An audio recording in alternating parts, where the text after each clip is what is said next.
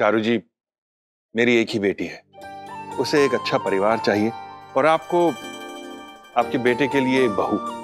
तो क्या मेरी बेटी गुनगुन आप लोगों के परिवार का परमानेंट मेंबर बन सकती है?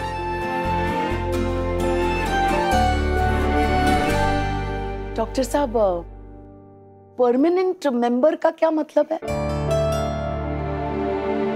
शायद आप लोगों को ये बात थोड़ी अजीब लगी और लगनी भी चाहिए, क्योंकि दोनों परिवारों को मिले हुए वक्त ही कितना हुआ है। पर मैं क्या करूं चारू जी, आप लोगों से इतना अपनापन महसूस होता है कि जो भी दिल में होता है बाहर आ जाता है। आप लोगों को अगर बुरा लगा हो तो माफी चाहता हूं। आज मेरी बेटी को जन्मदिन पे खूब सारे तोहफे मिले, पर अगर आप लोग इस रिश्ते के लिए हाँ कर देंगे तो मेरी बेटी के लिए उसकी जिंदगी का सबसे बड़ा तोहफा होगा। अरे डॉक्टर साहब, हमारे लिए भी गुनगुन अब कोई पराई नहीं है, पर आप तो देख ही रहे हैं ना कि जब भी ये दोनों मिलते हैं, मिलते नहीं हैं बल्कि झगड़ते हैं, लड़ते हैं, बहस करते हैं। जो उनका रिश्ता हुआ तो ब्याह में डीजे नहीं ना बजेगा, वहाँ तो बस धीरे रस का गाना ही बजेगा। दरअसल बात यह है डॉक्टर साहब, हमने कभी अनूप को किसी से भी इस तरह का बर्ताव करते हुए नहीं देखा है। सही कह रही है भाभी, गुनगुन के साथ इतना रूड बिहेव करता है वो, और पता नहीं हर वक्त डांटता रहता है। इसीलिए तो अनुभव गुनगुन के लिए सबसे अच्छा लड़का है। मतलब लाइफ पार्टनर वो होते हैं जो एक दूसरे को कंप्लीट करे। जैसे ये दोनों, एक फ्रंट बेंचर है तो दूसरी बैक बेंचर। एक थोड़ा ज्यादा शरीफ है, दूसरी थोड़ी ज्यादा शैतान। एक को थोड़ा रिलैक्स होने की जरूरत है, दूसरी को थोड़ा सीरियस होने की। अनुभव का स्ट्रिक्ट नेचर गुनगुन के लाइफ में सलीका लाएगा और गुनगुन की शैतानियां अनुभव की लाइफ में खुशी। बिल्कुल सही कहा। मुझे लगता है कि अनुभव अगर मंडे की सुबह है तो गुनगुन सैटरडे की शाम। जिंदगी में दोनों ही होने चाहिए। मैंने बहुत कोशिश की, पर एक बाप होने के नाते गुनगुन को कभी डांट नहीं पाए, इसीलिए थोड़ी बिगड़ गई। और मुझे यकीन है कि अनुभव अगर उसकी जिंदगी में आएगा तो उसकी जिंदगी सही राह पर आ जाएगी। डॉक्टर साहब, क्या आपकी गुनगुन हमारे परिवार में घुल मिल पाएगी? क्यों नहीं? वो तो अभी से आप लोगों से कितना प्यार करती है। जी बिल्कुल करती है, लेकिन बात यह है कि थोड़ी देर के लिए किसी परिवार को मिलने में और बहू बनकर उस परिवार के साथ रहने में बहुत अंतर होता है। एक न्यूक्लियर फैमिली की लड़की जब एक संयुक्त परिवार में आती है तो हर दिन एक इम्तिहान बन जाता है डॉक्टर साहब। छोटी से छोटी बात भी बड़ी बन जाती है जब सारी बातें पूरी फैमिली के साथ शेयर करनी पड़ती है, और सुबह से लेकर शाम हो जाती है पर 1 मिनट के लिए भी ना अकेले बैठने का मौका नहीं मिलता। डॉक्टर साहब, हम तो इसी वातावरण में पले बड़े हुए हैं और इसके बिना किसी और तरह जीना तो सोच भी नहीं सकते। लेकिन हमारी गुनगुन बेटी एक अलग परिवार में पली बड़ी है। वो इन सब के साथ रम पाएगी कि नहीं, बस ये चिंता है हमें। चारू जी, अगर आपको इस रिश्ते से कोई परेशानी है तो हम इस बात को यहीं खत्म कर देते हैं। निश्चिंत रहिए, मैं बुरा नहीं मानूंगा और हमारे रिश्ते पर जरा भी फर्क नहीं पड़ेगा। अरे नहीं डॉक्टर साहब, आप हमें गलत समझ रहे हैं। हम तो सिर्फ आपको अपनी आशंकाओं से अवगत करा रहे हैं। किससे क्या करा रहे थे? भैया, थोड़ी इजी वाली हिंदी बोलिए ना। अरे डॉक्टर साहब, सरल भाषा में हम तो सिर्फ ये बताना चाह रहे थे कि गुनगुन को क्या क्या प्रॉब्लम्स हो सकती हैं। जी, अगर गुनगुन ये सब हैंडल कर सकती है तो हमारी तरफ से हाँ है।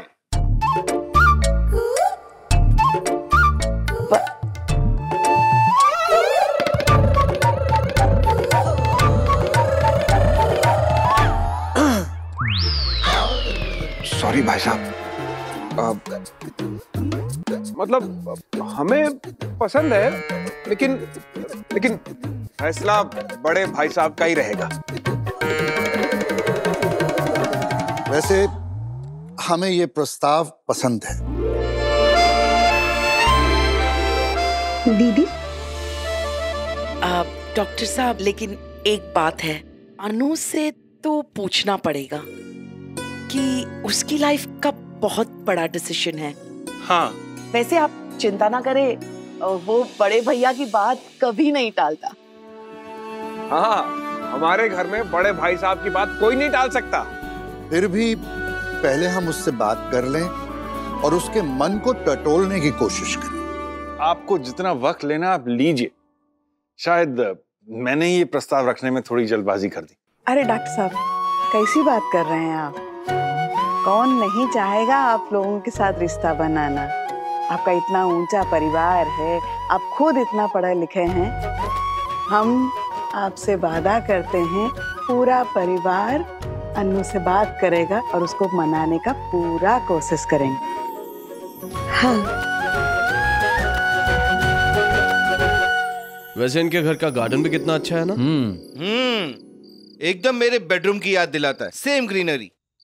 गोलू चाचू, आपके रूम में ना प्लास्टिक की बोतल में मनी प्लांट लगे हैं, उससे तो कंपेयर मत ही करो। वैसे डॉक्टर साहब कितने शरीफ आदमी है ना, कितने पोलाइट, कितने तहजीब में रहते हैं। वैसे तो पूरी फैमिली बहुत अच्छी है। हाँ, बुआजी भी, बेटी भी। बेटी मैंने कुछ नहीं कहा। तू बड़ा खीखी करके हंस रही, लगता है ये आज डांट खाए बिना नहीं मानेगी। भैया, पर मैंने तो कुछ भी नहीं कहा। आपको डांटना है ना, तो आप अंकित को डांटिए। अंकित को डांटूं? वो तो दामाद है। वैसे एक बात कहूँ, मुझे ना एक्चुअली गुनगुन बहुत ही स्वीट लगी। ये लड़की? हाँ, स्वीट लगी। हाँ भाई, स्वीट तो वो लड़की है, लेकिन तुझे उसकी स्वीटनेस दिखाई नहीं देती, तो कोई क्या कर सकता है? आप लोग डिसाइड करो, आप लोग मेरी साइड हो या उस लड़की की साइड। तेरे? हाँ, तभी तो चाहते हैं कि तेरी जिंदगी में भी कोई आए। भैया, गुनगुन आ रही है। चलो तो फिर हमें चलना चाहिए, वैसे भी हमें लेट हो रहा है। चलो। अरे चलो। अभी ना जाओ छोड़ के दिल अभी भरा नहीं, नहीं, नहीं, नहीं। तुम तो चलो, या तुम्हें भी इनके साथ गाने ही गाने हैं। भैया मुझे तो यहाँ बहुत अच्छा लग रहा है, एकदम एक्सटेंडेड ससुराल की फील आ रही है। क्या एक्सटेंडेड ससुराल? हाँ, आपका ससुराल और मेरा एक्सटेंडेड ससुराल। आप सबको ना शर्म आनी चाहिए। खुद तो बिगड़े हुए हो ही, दामाद जी को भी बिगाड़ रहे हो। हाँ, पहले हम 3 बैक बेंचेस हुआ करते थे और अब 4 लोग हो गए ना। हाँ, तो लूडो खेलो, मेरी जान मत खाओ। हाँ, सही तो कह रहे हैं मेरे भैया। मेरे भैया वर्ल्ड के बेस्ट भैया हैं, इतने सीधे, इतने शांत। लेकिन वो लड़की गुनगुन, उसका तो ना कुछ समझ में ही नहीं आता। 1 मिनट में तो मिर्ची की तरह तीखी और 1 मिनट में मिश्री की तरह मीठी। पर मुझे नहीं लगता इन दोनों की जोड़ी मैच करेगी। अच्छा, तू कब से बन गई एस्ट्रोलॉजर? और एक बात बता, तू मिली कितनी बार है गुनगुन से? खुशी, मूडी होना कोई गुनाह थोड़ी है, बल्कि दोनों में से किसी एक को तो मूडी होना ही चाहिए। हाँ, तभी तो वो रिश्ते में मिठास, वो स्वीटनेस बनी रहती है। हम ये सब बातें डिस्कस कर ही क्यों रहे हैं? करना तो पड़ेगा ना, क्योंकि अंदर तूने जो इतना अच्छा गाना गाया, उस पर डिस्कशन तो होगा ऑब्वियसली। एक बात बता, तो जब गाना गा रहा था तो तू गुनगुन को इग्नोर क्यों कर रहा था? हाँ, ये बात तो देखा सोचने की हमने, कितनी शिद्दत से तुमने उसे अवॉइड किया था। और इंसान उसी को अवॉइड करता है जिससे उसे कोई फर्क पड़ता है। मुझे उससे कोई फर्क नहीं पड़ता। हाँ? मुझे फर्क इस बात से पड़ता है कि मेरी फैमिली आज भी मुझे 10 साल के बच्चे की तरह सबके सामने आगे खड़ा कर देती है। बेटा, अंकल को गाना गाकर सुनाओ। एक सेकेंड, भैया आपको गाना गाने को ना डॉक्टर अंकल ने खुद बोला था। हमने थोड़ी कुछ बोला था। अब ससुर जी ने कहा तो गा दिया बेचारे ने।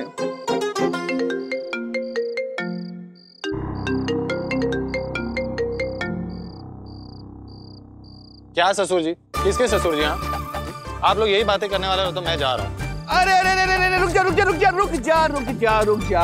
कहाँ जा रहा है? अब तुझे कोई परेशान नहीं करेगा, लेकिन वैसे हमने कोई गलत बात नहीं कही। हाँ। अच्छा, थोड़ा वैसे ओपन माइंड करके सोचना। आपने मुझे कॉल क्यों किया है डॉक्टर माया? बहुत नाराज लग रही है। अंकल की कोई कलीग होगी। मुझे कॉल करके मुझ पर इतना बड़ा एहसान करने की कोई जरूरत नहीं है। अजीब लड़की है, अपने पापा के कलीग से भी लड़ती है। ओ प्लीज, दिल की बात तो आप कीजिए मत। जो चीज आपके पास है ही नहीं उसके बारे में बातें क्यों करना? पापा की कलीग से इतनी सीरियस लड़ाई? आप लोग इस लड़की की बकवास सुनिए, मैं तो जा रहा हूँ। 12 साल पहले मुझे छोड़कर गई थी, तब आपको याद नहीं था कि आप मेरी माँ है?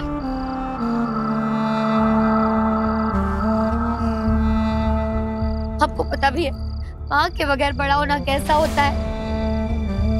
ऐसा लगता है जैसे बचपन आया ही नहीं। बुआ ने बहुत कोशिश की, बहुत प्यार दिया, हमेशा देती है, पर एक माँ ही माँ की जगह नहीं ले पाई। बुआ कैसे लेती? आपको पता है स्कूल में सब बच्चों के पेरेंट्स आते थे, पर मेरी बुआ आती थी, क्योंकि पापा तो ज्यादातर शहर से बाहर रहते थे और माँ तो जिंदगी में ही नहीं है।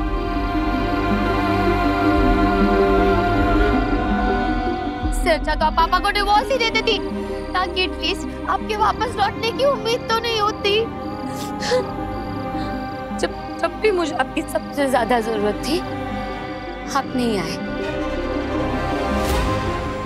जब मैं रोज रोती थी रात को और गॉड को प्रे करती थी, गॉड प्लीज मेरी मम्मा को वापस भेज दो मेरे पास, तब आप नहीं आए। तो अब आप कभी मत आइएगा, क्योंकि अब मैं ना ही आपको अपनी माँ मानूंगी, ना ही पापा को मानने दूंगी। आपके जाने के दुख ने उतना दर्द नहीं दिया जितना आपके वापस लौटने की उम्मीद ने दिया।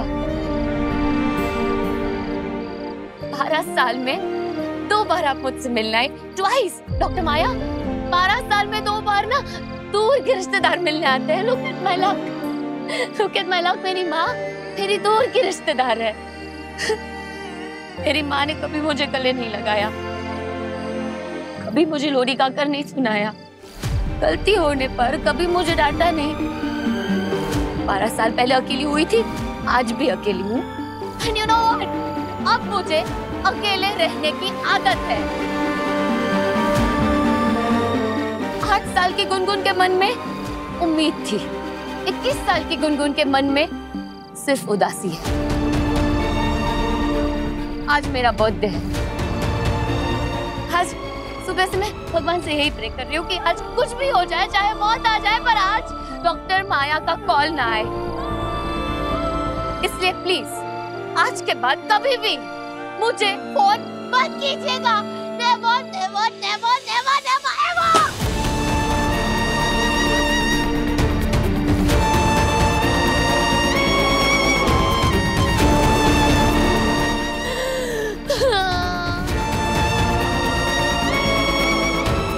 मैं बात करके आऊं?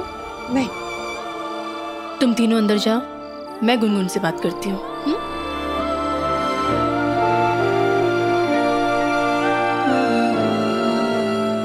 कैसे बात करूं? भाभी एक काम कीजिए, आप बुआ और डॉक्टर साहब को बुला लीजिए। वो लोग और डिस्टर्ब हो जाएंगे, हमें ही कुछ करना होगा। बेचारी को कितना दुख मिला है, वो भी अपने ही बर्थडे वाले दिन। देख अनु, तू जैसा सोचता था ना, वो वैसी नहीं है। वो बिगड़ी हुई नहीं है, वो टूटी हुई है। क्या हुआ गुनगुन? क्या हुआ? सब ठीक हो जाएगा। चल इसे चुप कराते हैं। आप जाइए चाचू, मैं यहीं रहूंगा।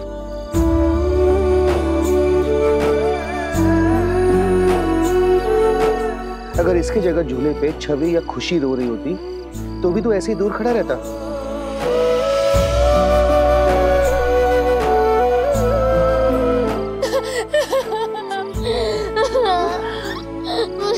सब लोगों को मैं बुरी लगती हूँ, सब मुझे हेट करते हैं। ऐसा कुछ भी नहीं है गुनगुन, सब तुम्हें प्यार करते हैं। इनफैक्ट तुम्हारे पापा, तुम्हारी बुआ जी तुम्हारे लिए जान भी दे सकते हैं। हाँ। ऐसा क्यों सोचती हो? हाँ? मेरे पापा कहते हैं कि दर्द एक जिद्दी पड़ोसी की तरह है।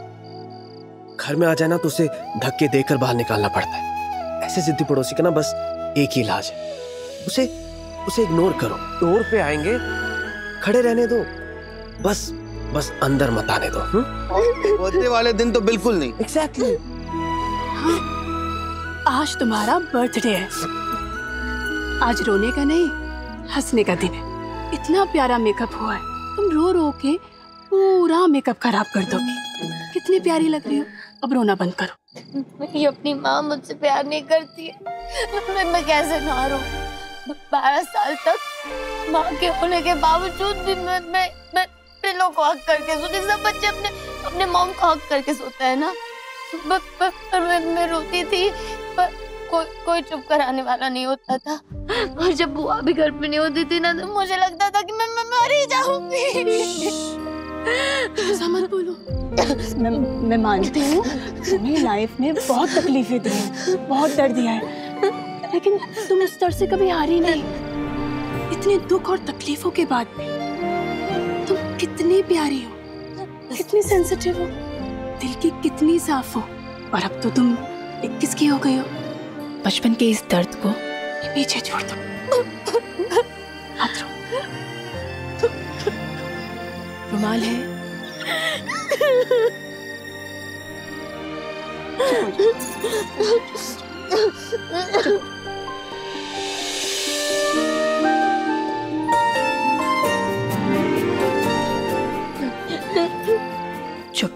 चुप। हाँ, चुप हो जाओ।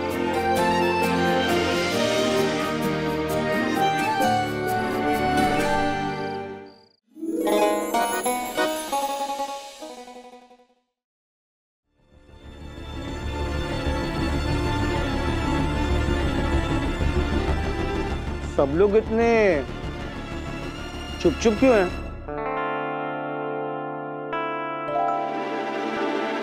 हमें तो बता दो, हम तो बड़े हैं। तो हमेशा बच्चों के साथ क्यों लगा रहता है? वो तो इनका मार्गदर्शन करने की। चाचू, यहाँ से इमामबाड़ा कैसे जाते हैं? वो अमीनाबाद, वो हजरतगंज, वो अब मार्गदर्शन करने के लिए मार्ग तो पता होना चाहिए ना गुरुदेव।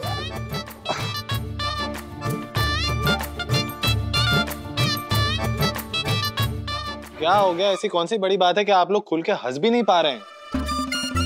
एग्जैक्टली। और ऊपर से आज ये मसाला चाय। क्या बात है, कुछ तो बताइए। बड़े पापा, आपने कोई नई पॉलिसी ली है या कोई नया इन्वेस्टमेंट करना है? बिल्कुल सही पहचाना है बेटा। ये जिंदगी की बहुत बड़ी इन्वेस्टमेंट है जिसे हम नहीं तुम करोगे।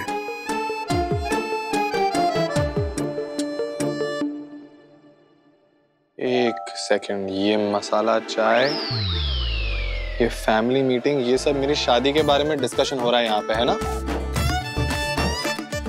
शादी? कितना समझदार है हमारा बेटा। क्यों जी? कोई आईएएस का एग्जाम क्लियर नहीं कर लिया है। अरे इतनी छोटी सी बात तो कोई भी गैस कर सकता है। अब समझदारी तो इसमें है कि शादी के लिए हाँ कर दे। पर पापा, मैं शादी के लिए तैयार ही नहीं। अन्नू, अब तुम्हारा उम्र हो गया है, तब शादी करोगे। इनके तरह बुढ़ा जाओगे तब। दीदी, हम बुढ़ा गए हैं? अरे अभी भी अपने पे आ जाए तो बड़े बड़े जवानों को बात देते हैं, बात करती हैं। भैया किस बात पे? बोलो। बड़े भैया, बात को कहां से कहां लेकर जा रहे हैं आप? फोकस कीजिए, फोकस। हाँ बेटा, शादी की ये सही उम्र है। देख अन्नू, खुशी के जाने के बाद घर का आंगन सूना हो गया है। अब उस सूनेपन को भरने के लिए किसी को तो लेके आना पड़ेगा ना। सही कह रहे आप। बेटी ससुराल गई है तो बहू को तो घर में आना ही है ना। एब्सोल्युटली। इस घर को बहू की और तुझे लाइफ पार्टनर की जरूरत है अन्नू। तुम दोनों को पता है क्या हो रहा है? कोई रिश्ता है क्या? पता नहीं चाचू, फिलहाल सुनने दीजिए ना। अब अनु बेटा, तुम्हें कोई लड़की पसंद है क्या?